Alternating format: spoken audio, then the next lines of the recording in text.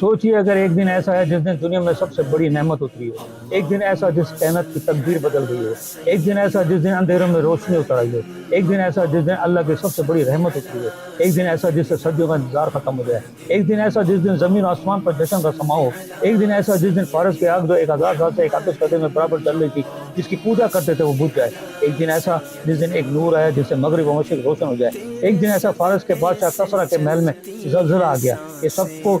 اور بہت کچھ ایک ہی دن میں ہوا۔ وہ تو ہوا کیا وہ دن تھا، یہ وہ دن تھا جو 1500 سال پہلے 12 ربیع کو ہوا، یعنی کائنات جن کے لیے بنائی گئی، جن کی وجہ سے جنت بنائی گئی، جن کی وجہ سے زمین و آسمان غرض کائنات کی ہر چیز بنائی گئی، اور جن کا نام مخلوق کی پیدائش سے 2000 سال پہلے عرش پہ لکھ گیا ہو، وہ ہستی حبیب خدا احمد مصطفیٰ محمد مصطفیٰ صلی اللہ علیہ وآلہ وسلم ہے، یعنی ہمارے پیارے آقا صلی اللہ علیہ وآلہ وسلم کی یوم ولادت ہے۔